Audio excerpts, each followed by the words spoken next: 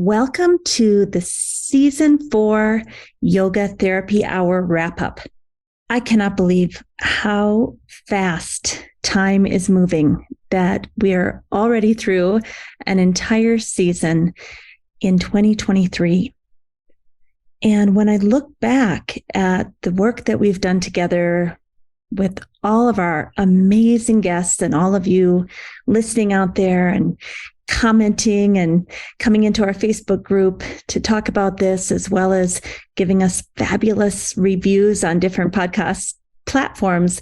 When I look at what we've done, one idea kind of unifies all the guests. And I had this realization working with some clients recently, especially those clients that are finding they need to find some acceptance around their illness or their imminent passing or death, that yoga therapy can be used for health and healing, both mentally, emotionally, spiritually, physically.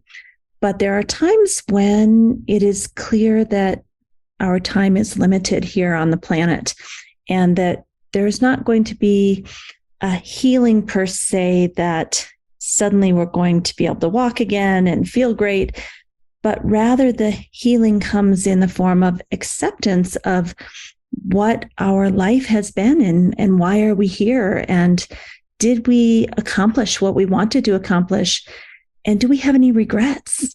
The idea that came to me this week came through a client, and that oftentimes happens, that as I'm speaking to clients and active listening and giving empathy, it's not unusual that they are teaching me things. They are reminding me of spiritual truths. That's one of the greatest benefits of this job, is that it gets fed back to you and nourishes you just as you nourish and hold space for the client. The unifying concept that the client spoke of was that this person wanted to be at home in their skin, to be at home in their own heart, separate from the house that they live in, separate from the friend group that they have, separate from the career or the job that they've chosen, separate from the area of the country that they live in. Like, all of those are external things, and it's great to have those in order and feel comfortable with our lives and how we've created our lives. But my client, independent of all of that, wanted to feel at home in their skin. Period. Full stop. No matter where they lived, no matter what job they had, no matter what friend group, no matter any of the external circumstances, wanted to be able to say, I know how to come home to myself, and through my daily yoga practice and lifestyle routines, I can choose to come home at any time. I can take myself from a place where I'm feeling discombobulated, out of balance, maybe irritable, maybe overwhelmed, maybe depressed, and I can use yoga and Ayurveda to come home to self and know who I am, know why I'm here, know that I have lived a meaningful life, and that if there's any regrets, there's still time to take care of that and clean that up. And in the words of my client, they said, I want to know I completed the assignment of what I came here to do. And if I had to wrap up what yoga therapy can do for us, that's what it would be. That's a lifelong mental, emotional, spiritual journey that is the assignment. That's why we're here. And so I thought it was just a really beautiful kind of summary of what we do in yoga therapy, but also a summary of some of the wonderful guests that we've had this fourth season, that there was a lot of heart in what we talked about this season. Welcome to the Yoga Therapy Hour podcast. My name is Amy Wheeler, and I'm your host. We are so happy to tell you all that's happening in the world of yoga therapy. And we love to find guests from all over the world so that we can share and learn and grow together. Please nourish yourself, take time for yourself, and really relax into listening to the podcast.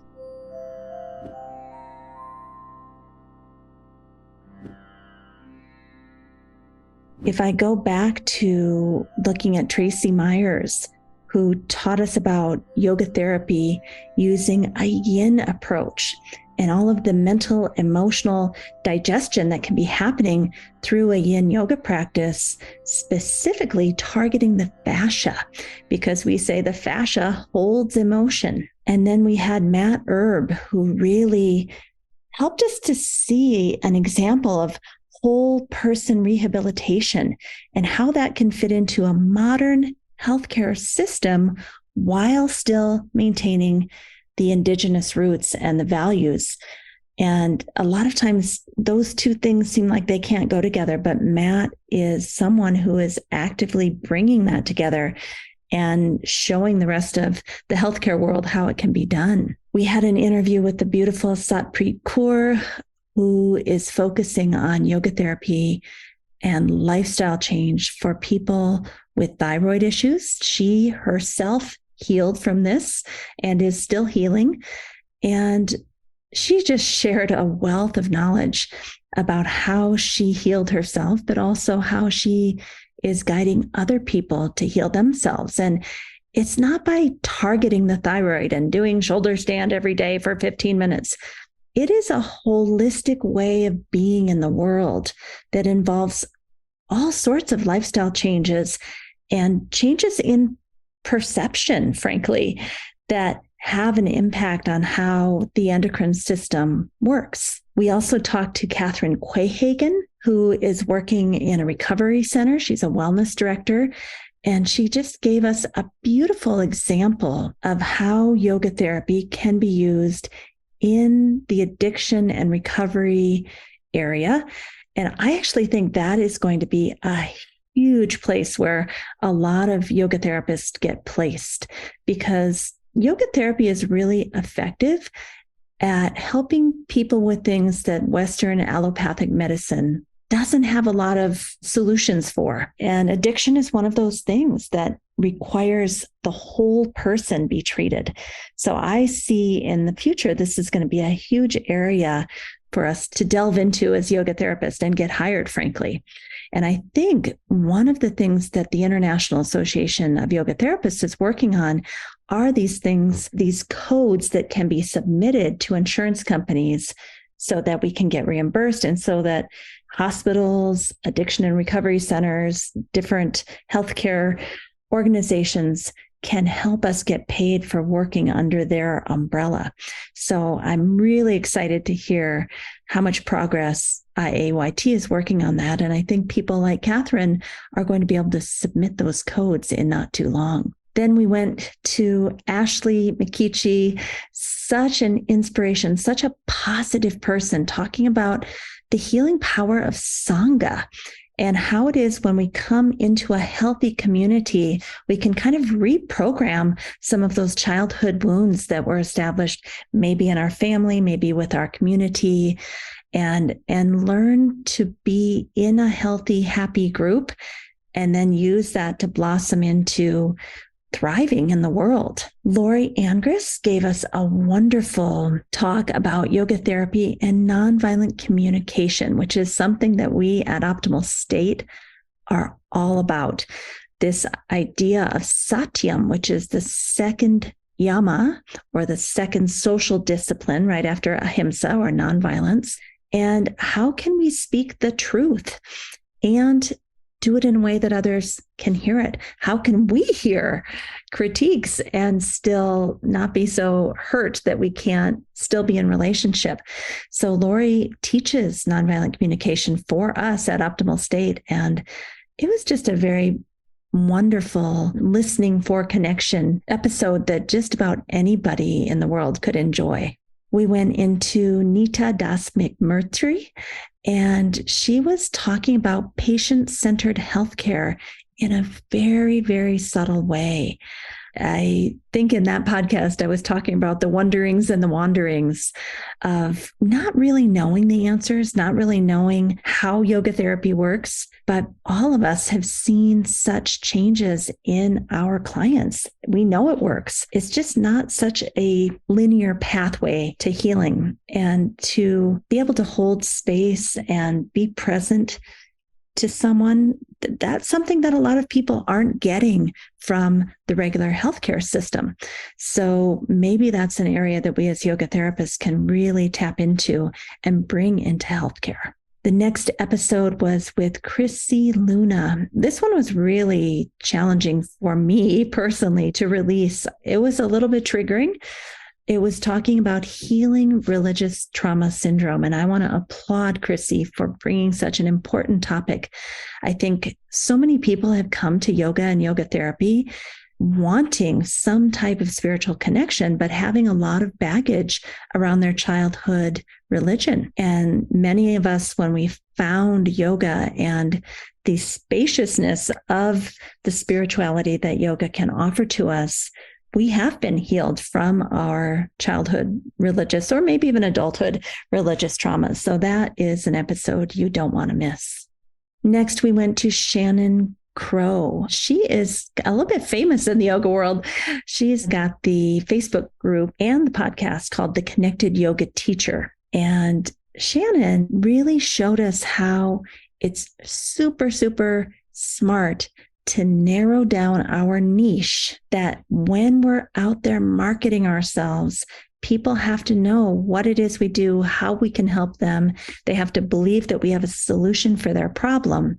And if you're too general and you don't have a niche, you can have several niches, but if you don't have a doorway for them to come in, they don't know what yoga therapy is. They don't know what yoga can do for them.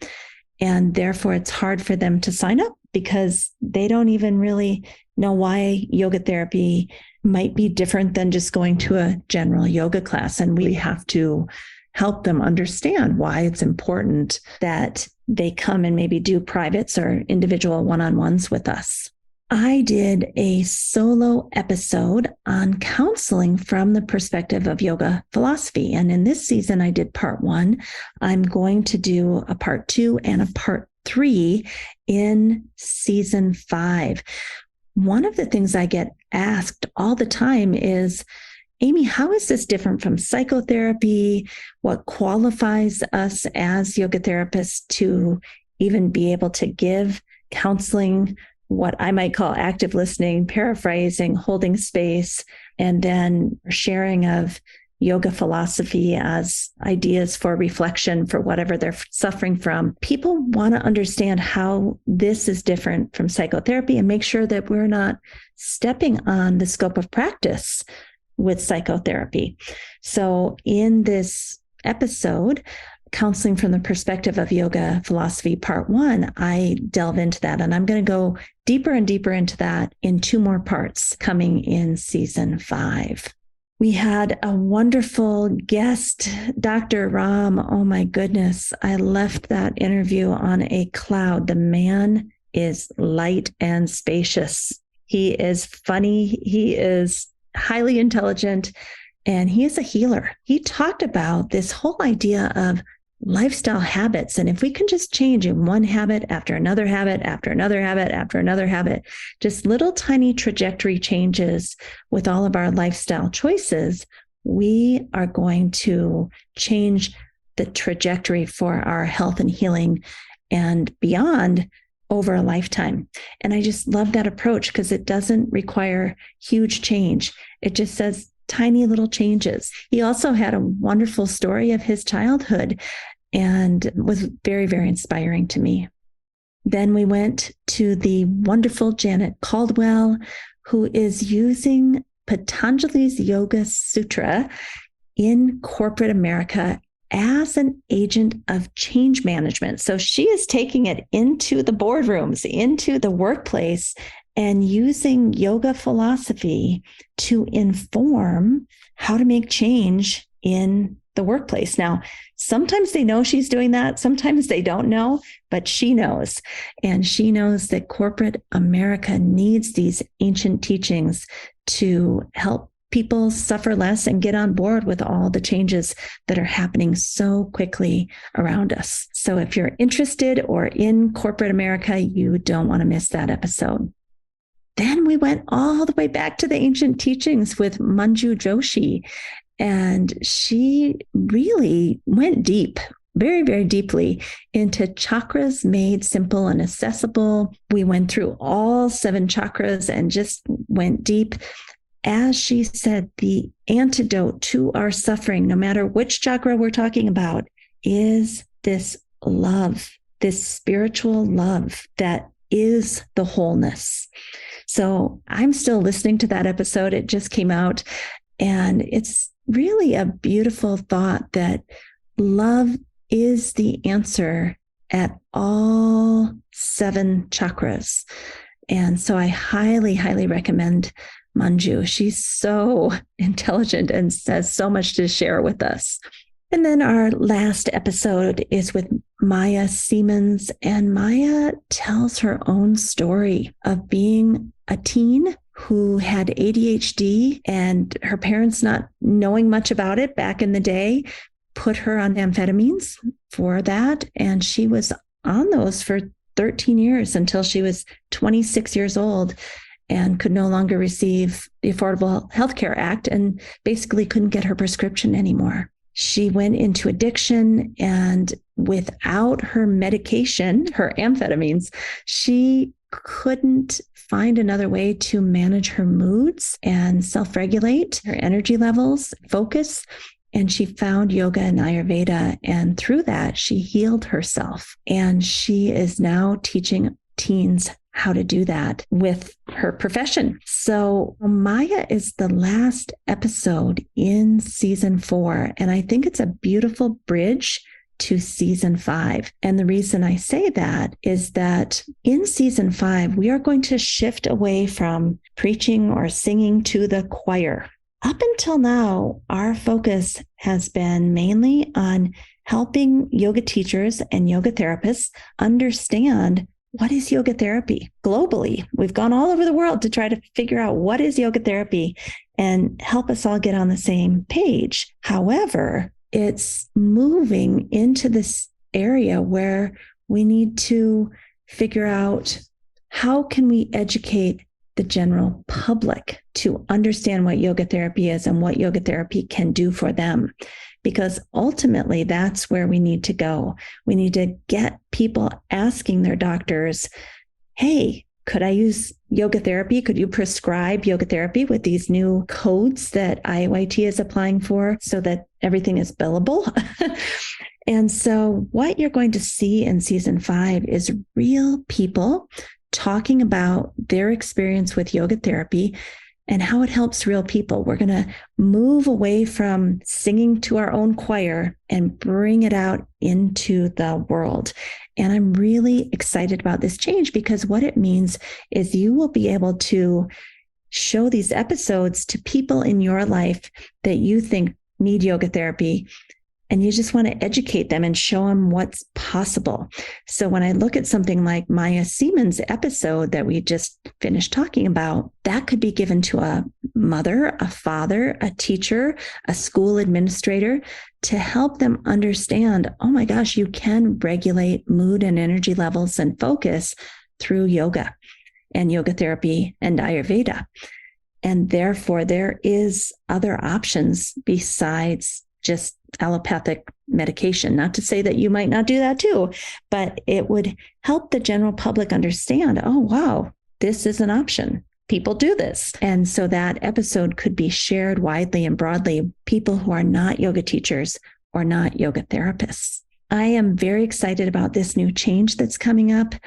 And I also want to leave us with a few thoughts about our podcast and what people are saying about our podcast. So someone here wrote one of our reviews, 5 stars, inspiring and informative. I love Amy Wheeler's podcast. She is such a graceful host and has the gift of finding really inspiring guests and bringing out not only their professional knowledge, but also their humanity.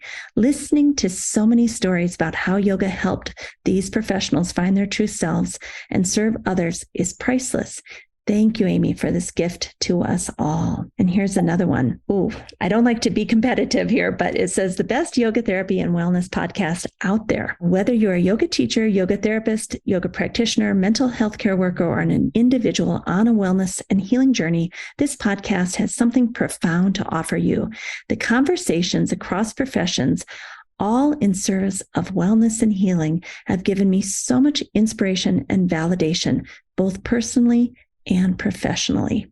So we love it when you leave us a good rating and a review wherever it is that you listen to your podcast, whether that's on an audio podcast platform or whether you're watching it on our YouTube channel, which is growing all the time. And that one is wonderful because you can use the videos to watch if you're a visual person, but also you could use some of those videos in your trainings. So I think of this YouTube channel as a resource for a lot of yoga therapy and yoga teacher trainers to bring hours of content into their training. And if you do that, we would love it if you would become a member of our Patreon page, because that takes us a lot of time to get both the audio and video version out on all these different platforms. So it would be wonderful if you would help us continue to do this work. We would love that. All right. Well, I think that's a wrap on season 4. Without all of you, our listeners, we could not do this work. We're seeing a spike in how many people have listened to the podcast. I think we're close to 60,000 downloads now. That's amazing. And every time I look at that, I am inspired to keep doing this work. I feel like this podcast is the most important work I've done because it's so in alignment with who I am and my dharma. And I love it. Every single guest makes me so happy. And I feel so light and spacious. And that's how you know if this is your dharma. So when I go by that kind of barometer of how do I feel after interviewing these guests, I know it's squarely in my dharmic path. And without you listening, there would be no outlet for me to share these interviews. So thank you for being part of our community. We love you. We care about you. We hope you continue to listen, and we hope you'll share the podcast, especially as we move into season 5 and we're working more towards the general public. We would love to have you help us share the podcast with people who maybe don't know what yoga therapy is and how it can help them. All right, that's a wrap. Thanks for listening. Please don't forget to sign up for our newsletter mailing list, where we give you a free gift every single week. It's usually something that the guest has been talking about, like a book chapter or an article or an infographic. Check out the show notes for that. Thank you for listening today. Don't forget, we have a new YouTube channel called Optimal State with Amy Wheeler. We also have a new Patreon page where you can support us to bring you the most excellent content, and that is Optimal State and the Yoga Therapy Hour Patreon page. Also, you could write us a review on most major platforms that host podcasts. Give us 5 stars if you appreciate the show and tell us what you love so that we can do more of that. Finally, we support several nonprofit organizations through this podcast. See the show notes to understand how you can help. If you'd like to be a guest or a sponsor for this program, contact us at the email welcome@theoptimalstate.com. welcome@theoptimalstate.com. And finally, a special thank you to our team here at Optimal State. We are truly a global family. George Mantuan, one of our executive producers. Adam Satchel, senior media producer and sound engineer from the Philippines. Krishna Panchal, a producer from Canada. Modupe Abdullahi, who does the show notes and is an editor for us from Nigeria. And Peter Morley, who who wrote and produced the music for this show, who lives in Australia. Find more about Peter's work at www.zenmusic.biz. Thank you for listening. We'll see you next time.